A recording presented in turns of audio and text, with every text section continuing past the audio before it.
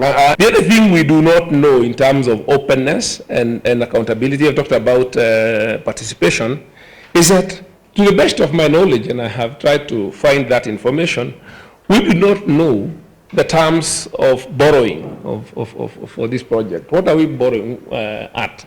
What is the interest rate? What are the currencies involved? What are we exposed to? You know, what is there a grace period? How much is it? What is the term of the loan? That information is not, to the best of my knowledge, been made publicly available.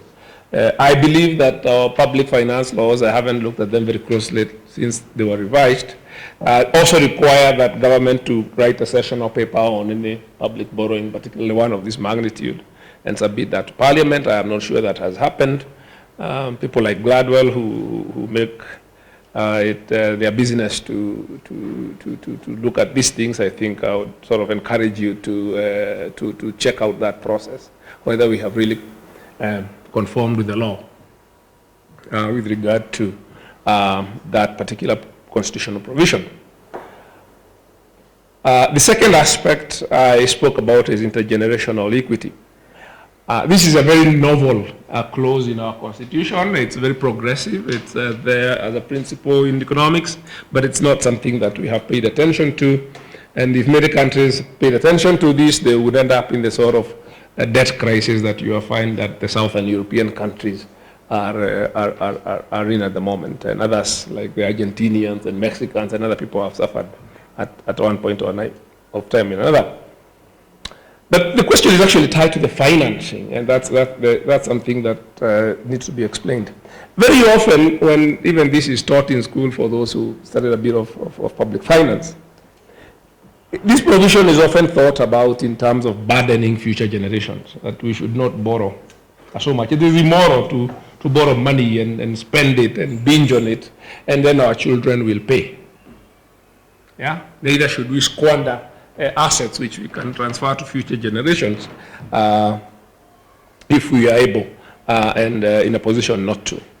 But this also cuts both ways. That's the thing that we often don't recognize. That and the way to reverse it is not something that is necessarily bad. Think about it. Let us say, for argument's sake, that we are thinking about the future of getting water for Nairobi City. And we realize that in 20 years, Nairobi City will need so much water. And if we don't start investing in that facility today, there's a project we may have to do to get water maybe from Turkana or someplace, and it might take us 20 years to do it. So nobody will consume that water anytime between now and 20 years. The question you must ask then is whether it is fair to people who don't have water now. Yeah, poor people in Kibera and other places who don't have water now. Whether it is fair to take their money and invest this in a project which will bring water in 20 years. That's the question. You know, should we tax the current people to benefit future people who probably might even be better off when they choose not to live in Nairobi? But that doesn't mean that we also know that we have a responsibility that if we don't start that and our children will be living in Nairobi, there will be a crisis. So technically you have to ask, how do we balance? How do we strike a balance? It doesn't mean that you don't start, but that is why people study finance, so that they can strike that balance and do that's why we employ people in the treasury and other places and pay them lots of money, so that they can be striking that balance. That is why that institution exists. That's their job. Are they doing their job?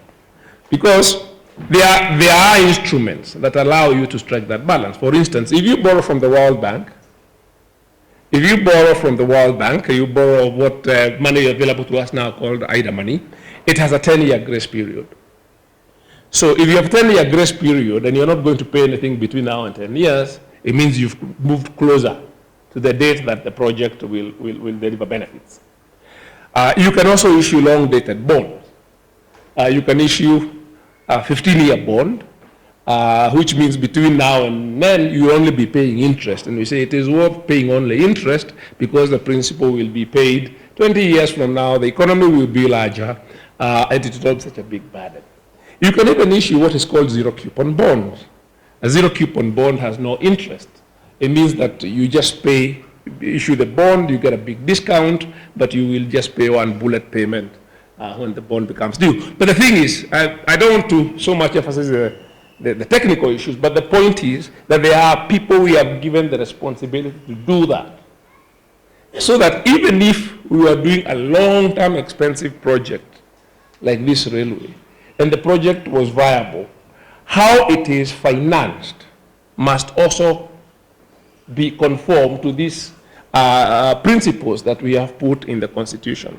And it is not evident that, because we don't even know what the terms are, but we do know that it is a Chinese Exim Bank loan.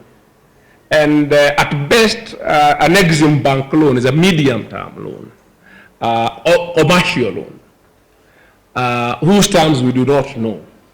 And given that the payback period of a railway is a very, very long time, we are using the railway the British built 100 years ago. And it almost bankrupted them. Yeah. So, and they were much wealthier. Since we know that the payback period of this project is at least 40, 50 years, even if it was financed properly, as Kirilo is suggesting, then the question is, should we be taking a short-term suppliers credit from a Chinese Exim Bank to do this kind of project, while other means exist? And that's another issue that I think we have a right. We have a right to demand, to know, and to debate, because it is us who are going to pay for these loans. And the next thing you know, yes, we need to widen the VAT net again. You are now hearing noises about public wage bill, because, and part of the insinuation is that we need to lay off people, or for people to freeze salaries of teachers and doctors and policemen and other vital public services, partly because perhaps the financial pressure of these sort of things is already beginning to show. And I can tell you, and I happen to know and be able to know the economic numbers better than the average person, including the ones in Treasury. I can tell you, unless we are keeping two sets of books,